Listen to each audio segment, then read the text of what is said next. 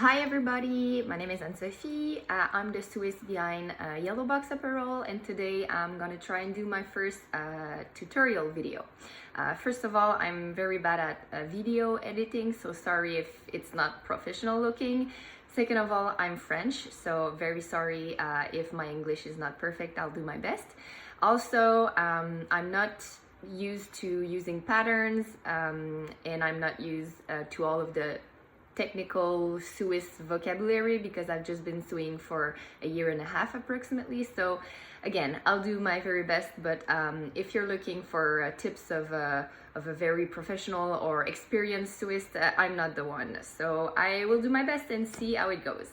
Most of the time I just use existing clothing to guide myself to produce some new clothing, some new garments. So today I'm gonna try and use this Columbia shirt sweater as a guide, and I'm gonna try and do something similar to the Re-Tool Patagonia sweater using some Discovery Fabrics material. I'm gonna be using the High Loft fabric, and I highly recommend Discovery Fabric as a shop for your fabrics. They are wonderful. The service is just perfect, and the girls are always helping me choose the right fabric and giving me good advice, and the price are very fair for very high quality fabrics. So I encourage you to deal with them. So let's start. So today I will be using Polartec High Loft, which is very fluffy and provide extreme warmth. It's also the fabric used by Patagonia for their Re-Tool sweater. So I will try and do a sweater that is similar in look than this Re-Tool sweater. So the first thing I will do is fold my existing garment in two and measure the width, and then fold the fabric in two like this here, and then same thing, measure the exact same width than the existing garment. And then I put the existing garment on the fabric and did 5 little spots or marks with chalk. So one down here, one over there, one on the top of the sleeve, one behind the neck, and then one in front here. And then I'm gonna take the garment away and then just cut by bringing the points together, from here to here being straight, from there to here in a curve, knowing that's where the sleeve will go, from here to here straight, and then from here to here in a curve, knowing that's gonna be the neckline. So that is what the piece looks like. I had chalk points here, here, here, and there, and I just cut by bringing the points together. Here knowing that needed a curve, here it needed to be straight, and here knowing it needed a bit of a curve also. That process is all approximate. Before going forward, I'm gonna measure to make sure that the measurements are good. So I'm gonna take the measurements from the neckline here, from the seam to the bottom, and then going to do the same thing from here to here, measuring to make sure it's the same thing, and also the width from here to here, and then from here to here before going next step. And as you can see, this one here is straight, and this one here is a bit curved. I decided on purpose that I wanted this one to be straight, but I could have followed exactly the same curve if I wanted to have the same finishing, but I decided to make this one a bit different. So this piece here is the front piece, and how do I know is because this line here, this curve goes quite down a bit. So I will do the exact same thing a second time around, but the second time I will do this curve here a little less deep, a little less low, for it to be the back side of it. So it's hard to see because it's the exact same color, exact same fabric, but I put it the first piece I've cut on top of the folded fabric a second time around to cut a second piece of fabric the exact same pattern. So I'm gonna cut it twice. So I've cut the same exact piece twice. The only difference, as you can see, is that this part here is more pronounced on this one, and here is less pronounced. That's because this is gonna be the back side. It needs to go less down because it's gonna be at the back of the neck, and this one I made it a little bit more pronounced since it's gonna be in front. But besides that, it's exactly the same piece twice. Okay, in my version, in the version I wanted to do today, instead of a zip, I want it to be buttons. So I need those two pieces to overlap. So I need them to be a bit longer since they're gonna overlap. So for that, I'm gonna cut right here the piece and redo this part of the piece with this part a bit longer. So first of all, I'm gonna cut it right here. So as you can see, I've cut it the two pieces, and I'm gonna put that piece on top of that fabric that I refolded again. I put it that piece of fabric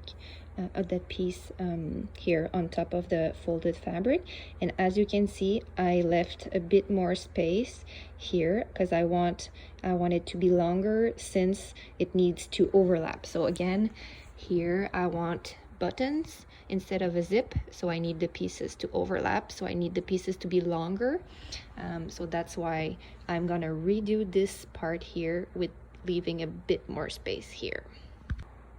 So this piece was my original one. This one is the one I just cut. So it's a bit longer, and I'm gonna cut here for them to be separated in two pieces. So here are the two pieces that are going to overlap here to do the buttons. And the first piece I cut is still over there. I put it aside to use it for a next project. Next step, we're gonna do the sleeves. So I folded the fabric again, and then I'm gonna put the sleeve on top of it. Just before cutting, I did a chalk mark where I wanted the sleeve to be. As I said, I wanted for it to be a bit more space under the armpit, and then I did another chalk mark at the top of the seam, at the top of the shoulder. And then once the sides are cut, I just look at the garment and I see that there's a bit of a wave, a bit of a the line is not straight. So once that the rest is cut and those two chalk spots are made, I take the garment away and I just cut doing a similar curve. Again, it's not perfect, it's not exactly accurate, but I do my best to follow something similar than the existing garment, and most of the time when I do that, it end up being great. So I just did that, not following anything, just trying to do a similar curve. Now that one of the sleeve is done, I'm gonna refold again the remaining fabric and cut a second sleeve. Now that the two sleeves are done, we're gonna move to the collar and the wristband and the waistband.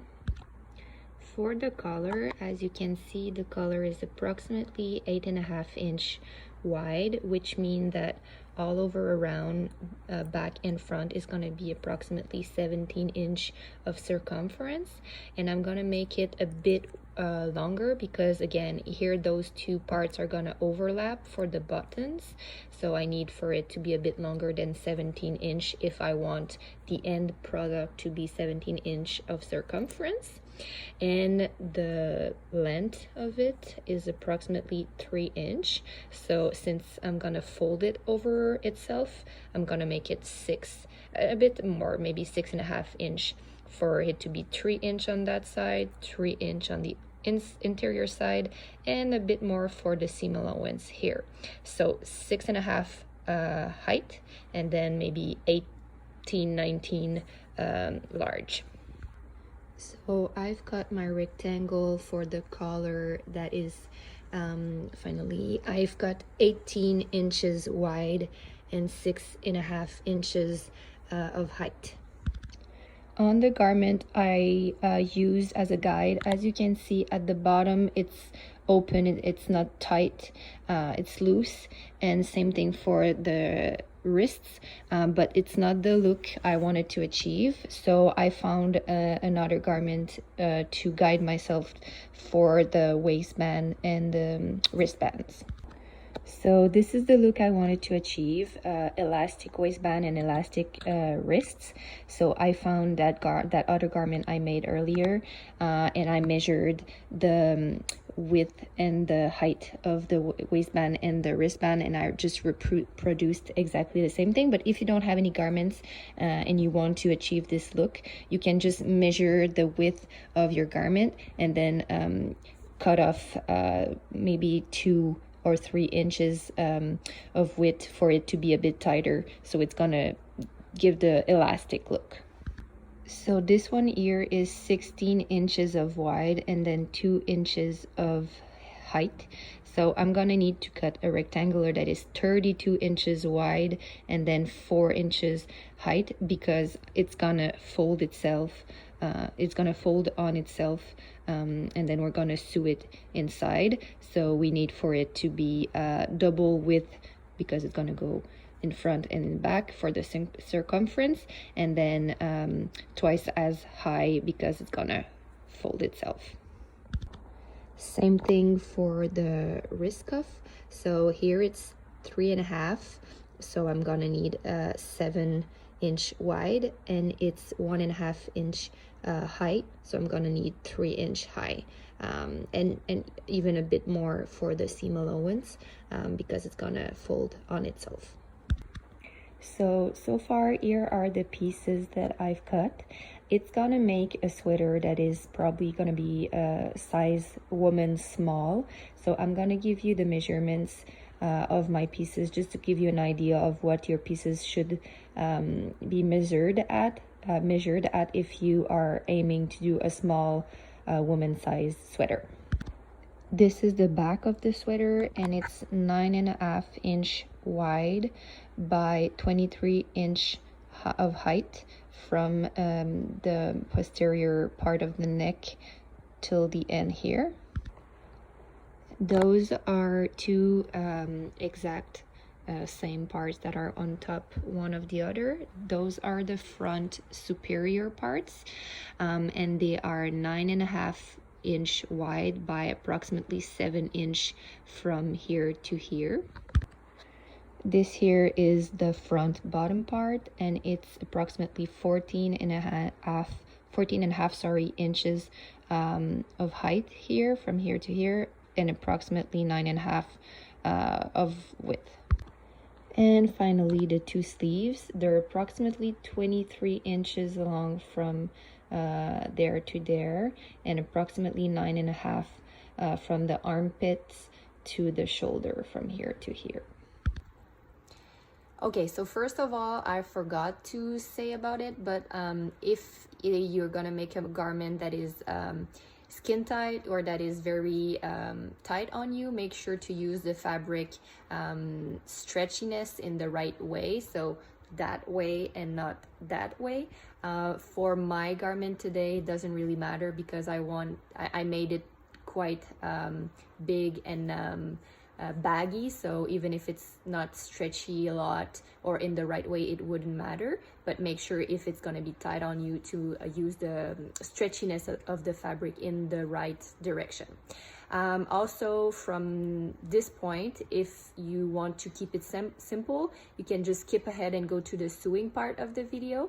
But if you want it to be more, have more finishing and have more detail and be more professional looking, well, keep listening. I'm going to show you some add-on you can put to the garment that I like to do to make it more personalized and funky.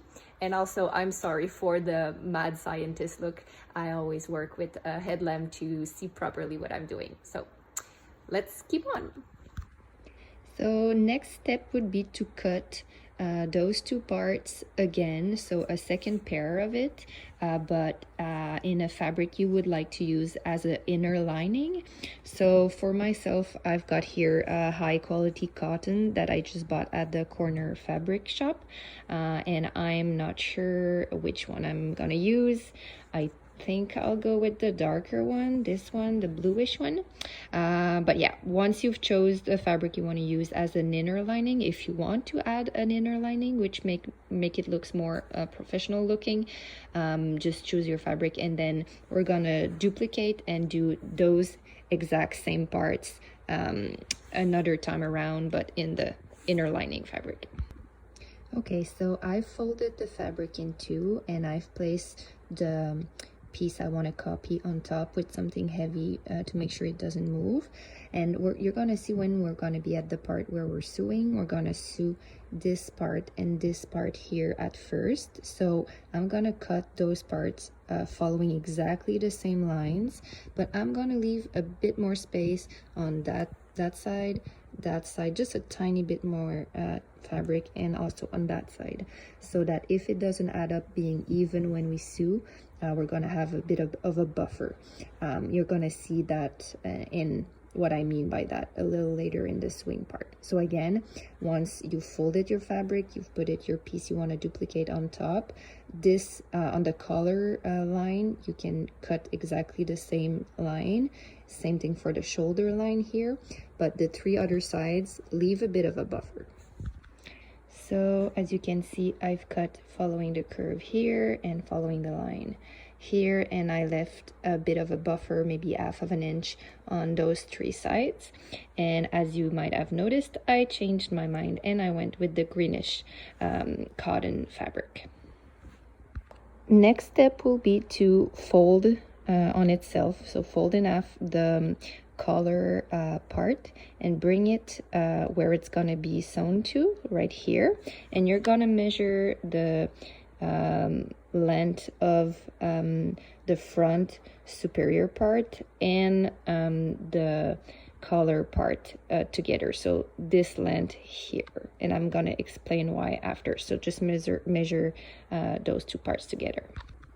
So for me, those two parts together are approximately 10 inches. So I've cut a piece of fabric that is 12-inch long, so 2 inches longer than what I measured, so 12-inch long and 1.5 inch of width. And you're gonna see later on what I'm gonna do with that, but it's gonna go on here, and that's just for more detail and for funkiness on the hoodie, on the sweater, but it's not mandatory, so you can skip that part if you want, but I want to add a bit of details here. The three last thing I'm gonna need to add a bit more details to my sweater are my branding, some snap buttons, and a pocket. It's gonna be a false pocket just for the look of it. So I've just sewn two pieces of pocket together. On this side it's ripstop. I use ripstop because it's non-stretch and it's cheap and we won't see it anyway. And this side is a fabric that is called board short, and it's called like that because most of the time it's used to make board shorts. It's non-stretch, and I just use that because I like the pattern on it, the design on it. And to give you an idea, this is the measurements I used for pockets. I've tried different measurements, and those are the one that works for me, and I like the look of it. So approximately 6 inches wide by 3 inches of height.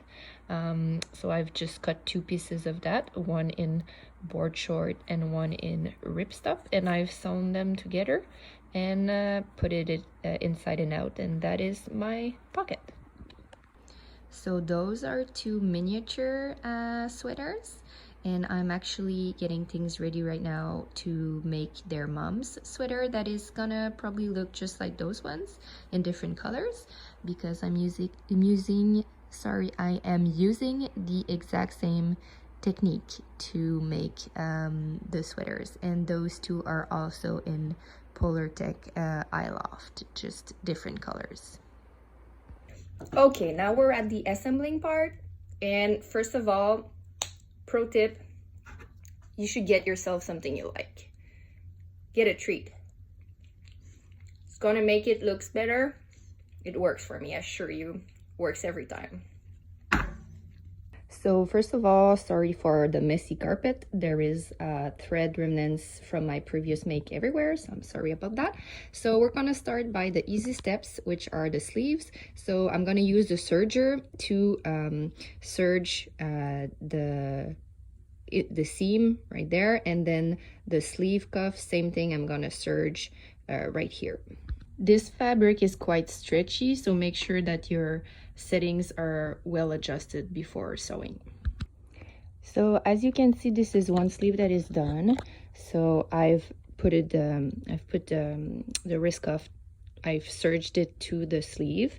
So as you can see, this one is not finished. I serged the borders, and then I'm gonna cut the little piece that is getting out of it, that is too much here, and then I'm gonna turn the sleeve cuff over itself, just like that. So I turned the sleeve upside down and I folded the sleeve cuff over itself with the seam inside, and then I put the wrist cuff over the sleeve, and I'm gonna align the seams, and I'm gonna serge the borders, the 3 borders, so 1 of the sleeve and 2 of the wrist cuff, and I'm gonna serge them all together to have a finished look just like this one.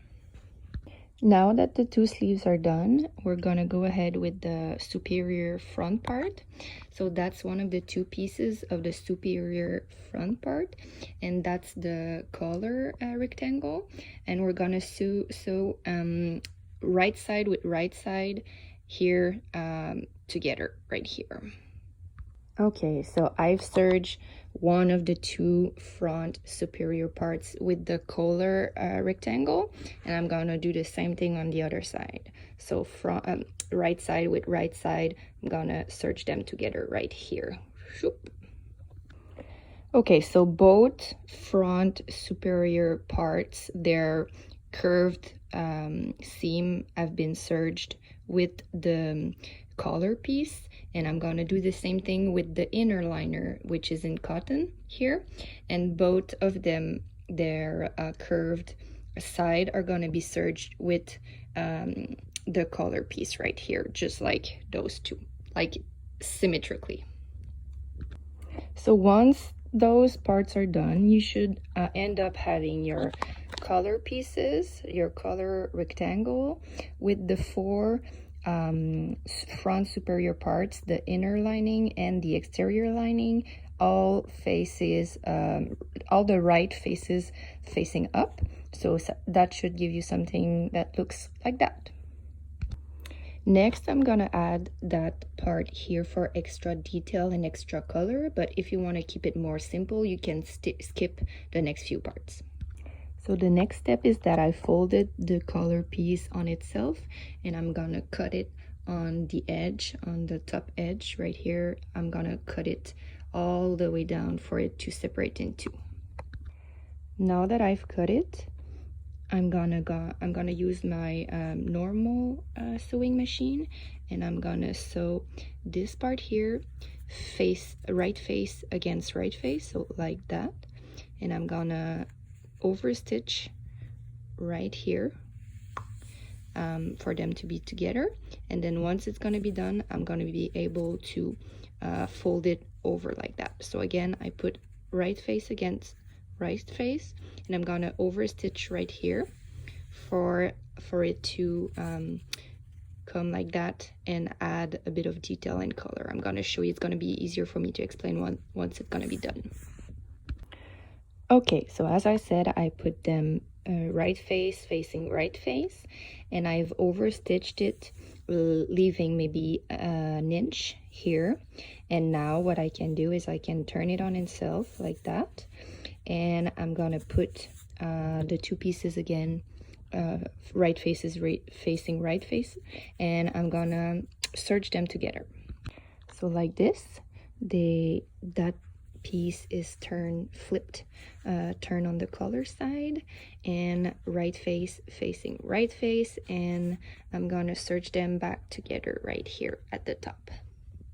Okay, so that part is done. I've serged the edge here, and as you can see, the green belt is facing the color is facing up, and now I'm gonna serge those two sides. So here I'm gonna serge it together, and same thing on that side. Here I'm gonna serge it together. Now is the part where I would add a zipper if I would want the zipper, but as said earlier, I want some buttons, so no need to add a zipper. But now would be the time where I would put the zipper if that's what I was looking to do. Okay, so I have serged both sides, and now I'm gonna flip it upside down, so it should look like that. And now I'm gonna do simple overstitch with the normal sewing machine on the top edge here, just to make sure it stays in place. And normally I would also do a 4 side overstitch as the rectangle here to make it stay in place, but I don't have any thread that is this color, so I think it would clash with another thread color, so I'm just gonna leave it like that. That's where I'm gonna put the buttons later on, but normally what I would do is to do a 4-sided overstitch, single stitch, just to make sure it stays in place. But I will try it without doing that today. I'm just gonna do the top edge stitch right here. For the top edge overstitch, make sure to put the setting of the length between the stitch farther apart. So I use 3.5. If they're too close to each other, it's gonna make the fabric swirl a bit. So that's what it should look once the top stitch is done. So I did a single top stitch with the normal sewing machine, and the collar is almost done. Now we're at the pocket part. So as said earlier, I've cut 2 pieces of pocket, one in ripstop and one in board short with the design that I liked. I've sewn them right face facing right face, and I've just single stitch sewn them together. And once that they are flipped inside out, let me just do that. So once they're flipped inside out, we're gonna sew the pocket right here with an overstitch going all around, and you can use a thread color that matches your fabric, or that you feel that is gonna be good looking with your fabric. So that's how it should look, and I added a snap with that tool that I have no idea what is the name for, so I'm gonna call it the snap putter. So I used the snap putter to put a black snap on, but it's just for the look of it because it's not a real pocket. Now we are back to the superior front part, and I've aligned the inner lining with the exterior lining, and there was a bit of extra coming out from the inner lining, so I just cut it for it to be aligned and exact, the exact same shape than the exterior lining. So as you can see over there, I've cut the little extra pieces that were sticking out, and now I'm gonna serge all of the edges for them to stay together. So over here, over here, over here, the 2 collar parts, and then same thing here, I'm gonna serge all of the edges. So that's how it's supposed to look with that part done. So I've serged all of the edges for the 2 sides of fabric to stick together, and once that is done, I'm gonna put this front top part with the back. So here we want, oh, that didn't stitch together, but doesn't matter. So we're gonna right face towards right face, we're gonna serge that here together. It's gonna be easier to see once it's done. Okay, so that is one of the hardest part to do and hardest part for me to explain, but that is the back part and that is the superior front part with the collar band. And you have to sew the shoulder parts together and the back of the neck together in all one big seam, straightforward. And it's the hardest or one of the hardest part to do, because in the shoulders at the junction of the shoulders and the neckband here, sometimes it's hard to take all of the fabrics together. There's always one that doesn't want to get in there. So but it's just one big seam that starts from the end of one shoulder, the full shoulder, the back of the neck, and then the other side, the shoulder as well. So I just serged that all in one stitch. So here I haven't done anything more. I've just flipped the front part for it to be at its place, and now we're gonna add the front lower part right here. So it's slowly starting to look like a real garment, which is quite exciting. So now we're gonna add the front bottom part, and remember we want those two front superior part to overlap here, to afterwards be able to add the snaps, the buttons. So after placing it like that, you can flip it. So we will be serging the front superior and inferior parts together, and make sure that at this point your two superior parts are overlapping on each other. So at this middle point here you should have 3 layers. So the bottom part, and the two front superior parts that are overlapping one on each other, and then we're gonna serge it from one way to the other all the way here. So before serging, a tip is that you can just overstitch here for the two parts that you want to overlap to stay in place while serging. So I just did a simple quick stitch here for them to stay together while I will be serging the bottom part. So I'm done serging the top and the bottom from the front part, and I'm just gonna add a simple overstitch right here at the middle, just to make sure that the opening is not gonna like rip apart. So I'm just gonna reinforce that part here with a couple of back and forth overstitch. Now I will be adding my label for some more finishing. So I always secure it in place with double-sided tape, just to make sure the position is where I want it to be, and to make sure it doesn't move while I sew it. Now I'm gonna serge the sides, so over here and over there, after I'm gonna have flipped it inside out. But first, as you can see, there's tiny pieces that are sticking out because the fabric pieces weren't even. So I'm just gonna cut it to make sure that the lines are even both sides on the sleeve part, and then I'm gonna serge both sides right here.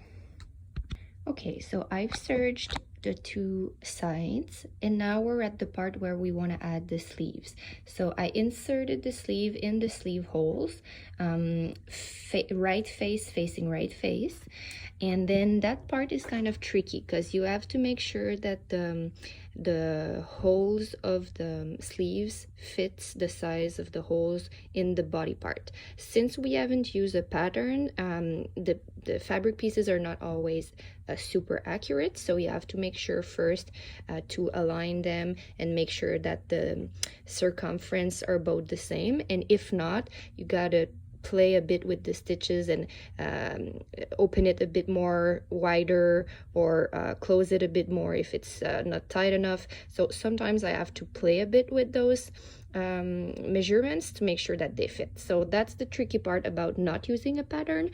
You have to kind of understand the construction of your garment and play with the measurements for them to fit. And once they fit, well, you serge them together. So now that the sleeves are on, I'm gonna put the waistband. So I've serged the two open ends of the waistband together. I folded it on itself and then added it to the bottom, and we are gonna serge the bottom edge with the two bottom edges of the waistband all together, so the 3 layers all together all the way around. Now that I've added the waistband, there's only 2 steps left.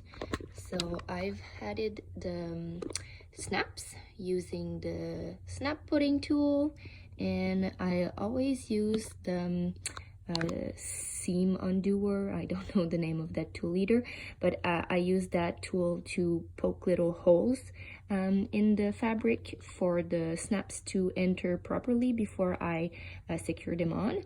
And the last step that I will do today is finding all of the seam, the thread, the tail, or I don't know what's the real name for that, but I call them thread tails, and I'm gonna shove them inside of the seam for them to be hidden, and that will be it. One last thing that I won't do tonight because I'm tired, but you could do to add more finishing and details, is to add a gros grain. So I don't know what's it called in English, but kind of a finishing thing here with a little loop for you to hook your garment some places. So there's an example here that I've done on the smaller one. I will be doing that on this one as well later on. I'm just not in the mood for doing it tonight. So here it is.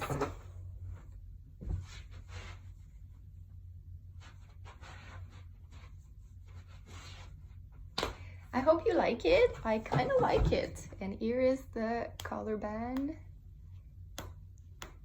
So this technique that I use is not for everyone. If you're a very perfectionist and you like everything to be accurate and to fit perfectly, well, this might not be a good technique for you.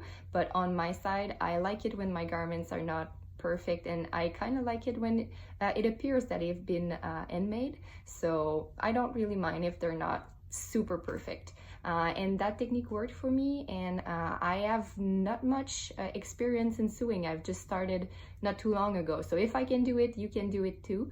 I hope this video helped some of you, and again, I'm sorry for not using the proper technical vocabulary and for my bad English. So I will try to do some more. Let me know if I can do anything to improve next time. Have a nice day. Okay, you English guys have to tell me something. I just mispronounced the word so the whole video, but you gotta explain something to me. How come this is stew and this is not stew? That is so. Okay, I just learned that. I'm sorry, I mispronounced it the whole video, so I'm very sorry about that. But that, you guys are weird. Like that stew, that should be stew. Okay, so I'm sorry about that.